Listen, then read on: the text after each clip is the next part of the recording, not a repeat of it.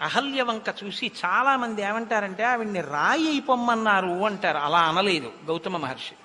ఆయన ఏమన్నారంటే, నీవు ఇక నుంచి ఇహ వర్ష సహస్రాణి, కొన్ని వేల సంవత్సరములు బహూనిత్వం నివత్స్యసి, ఇక్కడే ఉండి ఈ ఆశ్రమంలో.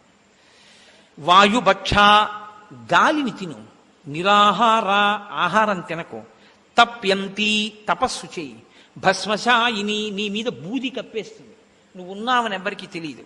అదృశ్యా సర్వభూతానాం, ఏ ప్రాణికి నువ్వు కనపడవు. ఆశ్రమేసి నివత్స్యసి, ఈ ఆశ్రమంలోనే నువ్వుండు. యదా చైతద్వనం ఘోరం, ఈ వనంలోకి ఒకానొక నాడు, ఈ ఘోరమైన వనంలోకి రామో దశరథాత్మజ, దశరథనందనుడైన రామచంద్రమూర్తి వస్తారు. ఆయన వచ్చిన తరువాత నీకు శాప విమోచనం అవుతుంది. అప్పుడు నేను వచ్చి నేను నేలుకుంటాను. అప్పటి వరకు ఇలా తపస్సు చెయ్యి. ఇప్పుడు నేను మీతో ఒక విషయం